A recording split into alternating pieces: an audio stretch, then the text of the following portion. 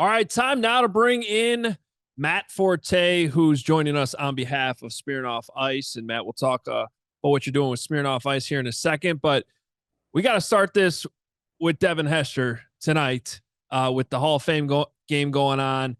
And if I remember this all correctly, you and Devin actually came back to Hallis Hall to retire together, officially retire together. How cool is this to see your former teammate, number 23, getting the recognition he deserves this weekend?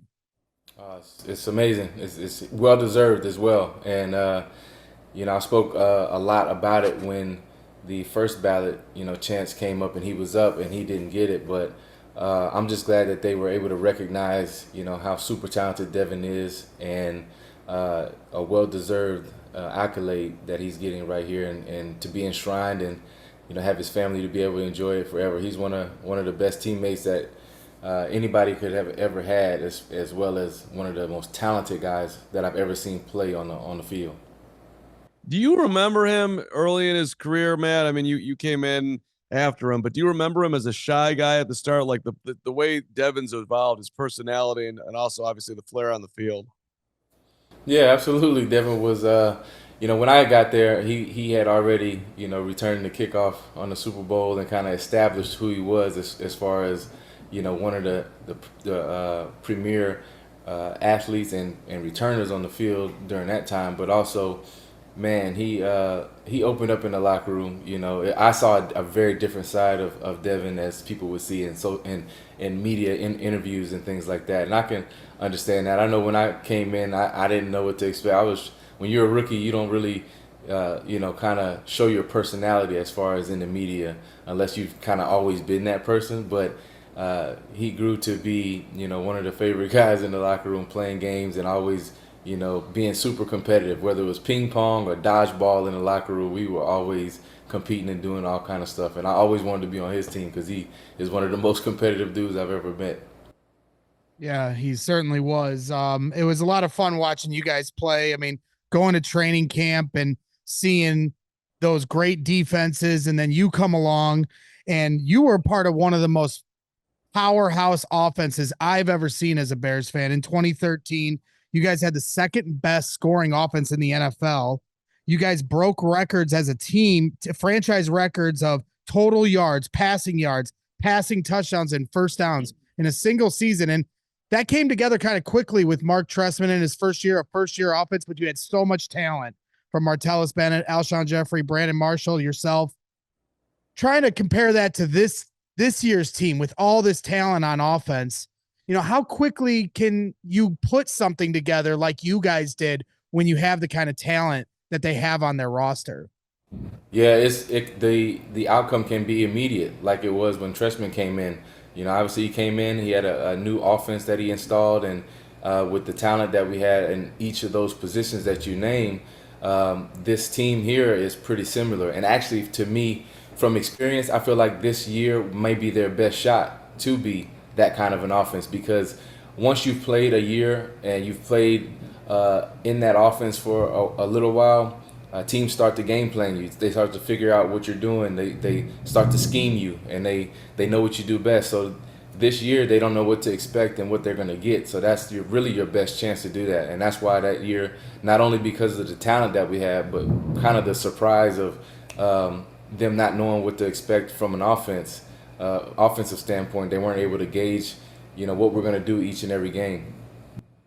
How do you think DeAndre Swift will fit with what you're talking about right there? Because he, we've been out of practice every day since training camp started, and, he's got a burst. They've been finding him ways to get the ball, catch the ball out in space, just like you did, racking up all those catches out of the backfield.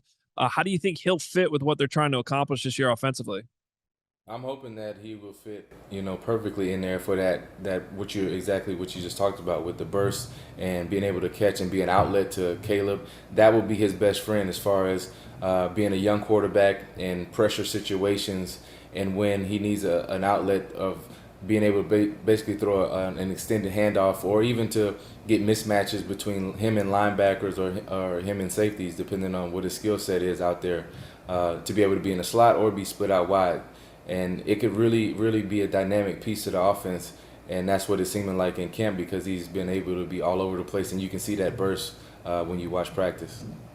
When you put your Bears fan hat on, Matt, are you super excited about what this team could be, or is it more like, well, hold on, let me actually see this in action before I think that they could do something special?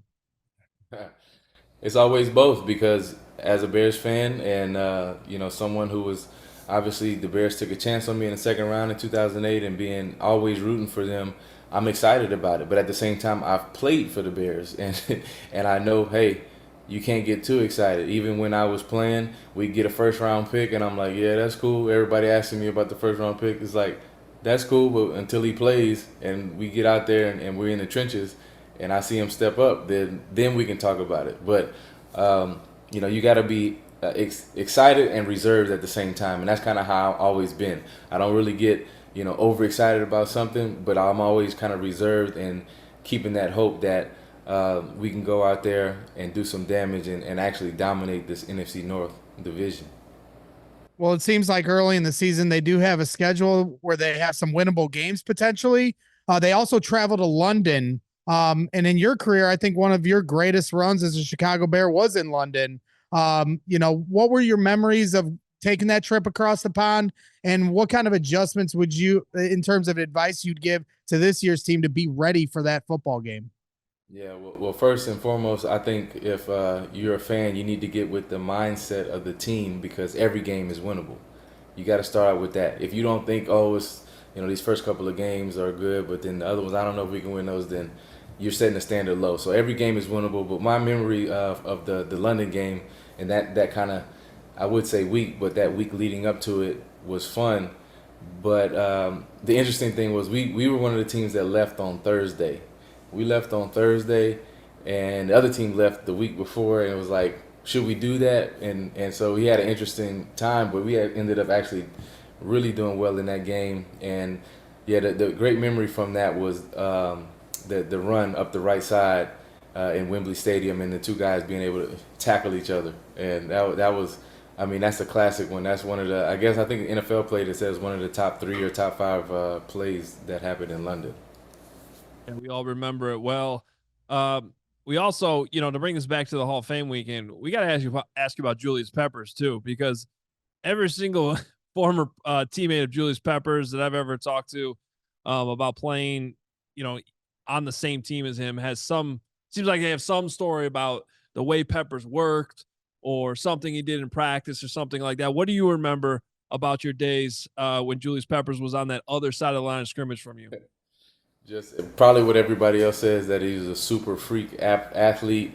Where what I remember, I'll tell you this, is that we'll be in the stretch lines warming up in camp or warming up at practice, and obviously he's a large human being, and he's just standing there with a black visor on, with his arms folded, and everybody's like, "Hey Pep, like you're not gonna stretch?" And he has this this deep kind of long drawn out kind of speech. He's like, "Hey yo, like you ever seen a lion stretch before he eats his prey?" And we're like, "Okay, but you're not a lion." He's like, yeah, I am a lion. And we're like, "Okay, Pep." But he was just a dominant figure to be out there to when you got that guy on your team, it kind of energizes you like he's on our side, and I'm glad he's on our side. Backed it up too, whether it was in practice or in the games. Hey Matt, what are you doing with Smirnoff Ice? Yeah, I'm partnered with Smirnoff Ice, and August 9th I'll be out in Wrigleyville giving surprises. It's a play on words because it's basically a surprise, but with a little bit more swagger. You feel me? So partnering with them, I'll be out in Wrigleyville and enjoying and pretty much bar hopping with some friends and family, but then also giving out these surprises that you got to stay tuned or meet me out there to find out what it is. Well, what's the date on that? When you going out there? I'll find you out in Wrigley. Yeah, Friday, August 9th. I'll be out there, and it's going to be a good time. All right, let's get it. Hey, I do shows on Tuesday nights. Corey Wooten's with us on this network, and he always talks about, he's always giving me crap because he says my biceps are lacking, and he says that I need to get my advice from you because you're the king of the biceps. So if you have any advice to help me work on that, maybe we can figure that out on one of the Fridays out in Wrigley. Yeah. We when you come out there and you meet me, I give you all the tips you need to know. That dude Corey, all he does is biceps, and I tell him that he needs to do his legs. That's his problem. He would have played a little Exactly. bit longer if he would have done legs. Yes. Matt, thanks so much for jumping on with us today. We really appreciate it, man. All right, thank y'all. We all silly like the mayor.